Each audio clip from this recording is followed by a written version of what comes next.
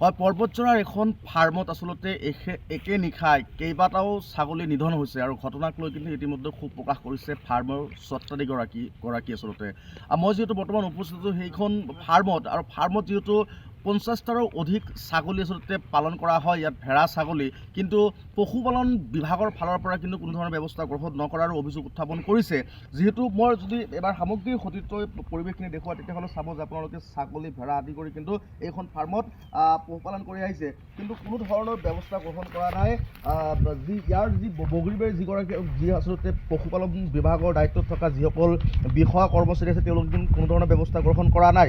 এতিয়া কথাটো হৈছে যে অচিন ৰোগত আক্ৰান্ত হোৱাৰ পিছত এনেদৰে কিন্তু দীৰ্ঘদিনৰ পৰাই কিন্তু যদি চোৱা যায় পৰ্বতজৰা বগৰীবাৰীত কিন্তু ঠায়ে ঠায়ে গৰু ভেড়া ছাগলী আদি কৰি কিন্তু অচিন ৰোগত আক্ৰান্ত হৈ মৃত্যু হয়, কিন্তু পশুপালন বিভাগৰ বিৰুদ্ধে দীৰ্ঘদিনৰ পৰাই কিন্তু এক অভিযোগ উত্থাপন হৈ আহিছে যে তেওঁলোকে কোনো ধৰণৰ বিভাগীয়ভাৱে তেওঁলোকে কোনো ধৰণৰ ব্যৱস্থা গ্ৰহণ নকৰে। যিটো স্বত্বাধিকাৰী আছে, আমি কিছু ঘটনাৰ চেষ্টা কৰিম। আপোনাৰ কাষত আহিছোঁ, চাইছোঁ যে আপোনাৰ নিশা কেইবাটাও ছাগলী আচলতে নিধন হৈছে। কি ক'ব আচলতে বিষয়টোলৈ, কেনেকৈ নিধন হ'ল বা কেনেকৈ মৃত্যুমুখত পৰিল? নমস্কাৰ। প্ৰথমে আপোনালোকৰ চেনেলক মই অশেষ ধন্যবাদ, কিয়কি আমাৰ খবৰ লগে লগে আপোনালোকে আহিছে। আমাৰ এই ফাৰ্মখনৰ নাম হৈছে গ্ৰীণ ভেলী ফাৰ্ম। এইটো পৰ্বতজৰা বগৰীবাৰী আলুপাৰাত অৱস্থিত। অচিনাকি ৰোগত আমাৰ মোটামুটি 15-16টামান ছাগল একে ৰাতিয়ে আমাৰ মৰিলে, কিন্তু কোনো ধৰণৰ ভেটেনাৰী ডিপাৰ্টমেণ্টৰ পৰা আমাৰ খা খবৰো নল'লে। ইনিমেন টাইম সকলোৱে জানে যে ইয়াত এখন ফাৰ্ম আছে, DVO ছাৰো জানে, HDBও জানে, তাৰপিছত আমাৰ পাণবাৰী ভেটেনাৰী ডক্টৰো জানে, বগৰীবাৰীৰো জানে, কাজিগাঁৱৰো জানে, সকলোৱে জানে। আৰু উদ্বোধন কৰোঁতে সকলোকে মাতিছিলোঁ, সকলোকে আহিছিল আৰু সকলোৱে ভাবিছিল যে আমি সহায় সহযোগিতা কৰিম, কিন্তু আচলতে আমি যেতিয়া ফাৰ্মখন ষ্টাৰ্ট কৰিলোঁ তাৰপিছত আমি কোনো ধৰণৰ মেডিচিন, কোনো ধৰণৰ ডক্টৰ কিবা এটা ফোন কৰিলে ফোনত ৰেছপন্স নাপাওঁ, ফোন নধৰে। যোৱাকালিও মই ফোন কৰিছিলোঁ পাণবাৰী ভেটেনাৰী ডক্টৰক, এটা HDBক ফোন কৰিছিলোঁ ৰাতি, যে মোৰ ছাগলীটো এনেকুৱা মানে কি বেমাৰ হৈ আছে, আপোনালোকে আহক, কি ট্ৰিটমেণ্ট কৰা যায় কৰক, কিন্তু সিহঁতৰ গাফিলতিৰ ফলত মোৰ ছাগলী আজি 15-20টা মৰিলে। আমি চাইছোঁ আজিও কিন্তু এটা ছাগলী কিন্তু বেমাৰত আক্ৰান্ত হৈ আছে। হয়, কোনো ধৰণৰ ট্ৰিটমেণ্ট নাই, কোনো ধৰণৰ কি নাই। সিহঁতে কৈ আছে লৈ আহক, যে ইমান ছাগলীটো লৈ যোৱা সম্ভৱ নহয় না। ইয়াৰ পৰাতো বেছি দূৰতো নহয় ফাৰ্ম, বেছি দূৰত নহয়, মাত্ৰ 1.5-2 কিলোমিটাৰ। তেওঁলোকে নাহে। আমি চাইছোঁ যে তেওঁলোকৰ অফিচত কিন্তু পৰ্যাপ্ত পৰিমাণে আজিৰ দিনত কৰ্মচাৰীও আছে, কিন্তু আহিলে খৰচা লাগে, মানে পইচাও বিচাৰে। চৰকাৰে দেখোন দৰমহা পায়। সেইটো নাজানো, চৰকাৰে দৰমহা দিছে। এতিয়া মই BTC প্ৰশাসনক তৰ্জৰভাৱে অনুৰোধ কৰোঁ যে তেখেতে আমাৰ এই ফাৰ্মখনৰ ফালে অলপ নজৰ দিয়ক, আৰু আমাৰো নিবনুৱা সমস্যা অলপ দূৰ হ'ব, কিয়নো এই ফাৰ্মখনত 3-4জন ল'ৰা কাম কৰি আছে, পৰিয়াল পোহপাল দি আহিছে, কিন্তু সিহঁতে কোনো ধৰণৰ আমাৰ এই ফাৰ্মত গুৰুত্ব নিদিয়ে।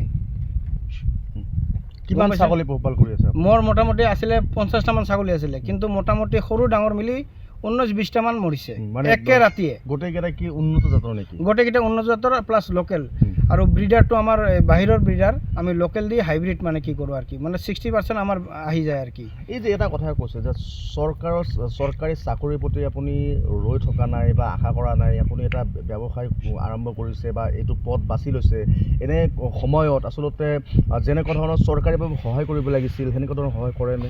আমি পোৱা নাই, এতিয়ালৈকে পোৱা নাই। কিন্তু কোনো ধৰণৰ আমাৰ ইণ্ডিপেণ্ড টাইম ফোন কৰিও খবৰ নলয়, ছাগলীকেইটা কেনেকুৱা আছে বা কিবা মেডিচিন লাগিব নেকি বা কিবা বেমাৰ হৈছে নেকি, কোনো ধৰণৰ আমাৰ খা খবৰ লোৱা নাই। এতিয়া আপুনি চৰকাৰলৈ কি আহ্বান জনাব? চৰকাৰক মই তৰ্জৰভাৱে আহ্বান বা অনুৰোধ কৰিছোঁ যে আমাৰ যিহেতু BTCত আমাৰ হাগ্ৰামা চৰকাৰ, তেখেতে যথেষ্ট সহায় সহযোগিতা কৰে আৰু এইবিলাক বস্তুক ভালো পায়।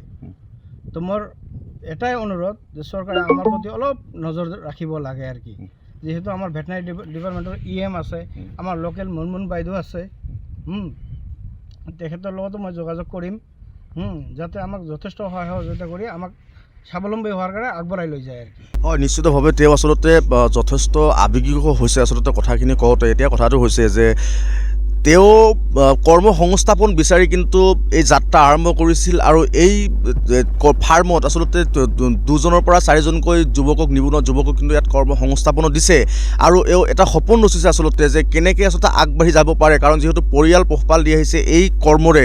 কিন্তু কথাটো হৈছে যে পশুপালন বিভাগৰ ফালৰ পৰা তেওঁক যেনেকুৱা ধৰণৰ সঁহাৰি দিব লাগিছিল সেয়া দিয়া নাই। আৰু যদি কোৱা যায় তেতিয়াহ'লে ইয়াৰ সম্পূৰ্ণ এই যে ছাগলী নিধন হ'ল বা ছাগলী যে মৃত্যু হ'ল, ইয়াৰ কিন্তু সম্পূৰ্ণ দায়িত্ব বা আপোনাৰ যি নিধন হ'ল ইয়াৰ কিন্তু সম্পূৰ্ণ দোষ আচলতে পশুপালন বিভাগৰ ফালত যায়, পশুপালন বিভাগৰ ওপৰত যায়। কাৰণ যিহেতু পশুপালন বিভাগৰ দায়িত্বত থকা যিসকল বিষয়া কৰ্মচাৰী আছে তেওঁলোকে ফাৰ্মৰ প্ৰতি কোনো ধৰণৰ গুৰুত্ব দিয়া নাই। তেওঁলোকে যদি গুৰুত্ব দিলেহেঁতেন হয়তো আজি এই যি ছাগলীসমূহ আছে আচলতে অচিন ৰোগত আক্ৰান্ত হৈ যে মৃত্যুমুখত পৰিল এয়া কিন্তু নপৰিল হয়। তেওঁ কৈছে যে আমি বিভিন্ন সময়ত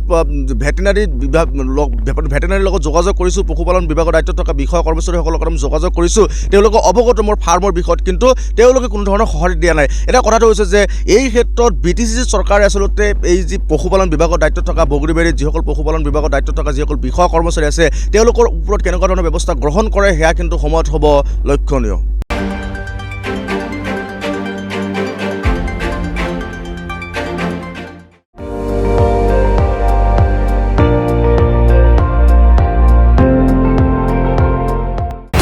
আপুনি চাই আছে ND24, সৰ্বশ্ৰেষ্ঠ নহয় সৰ্বোত্তমৰ দৌৰা।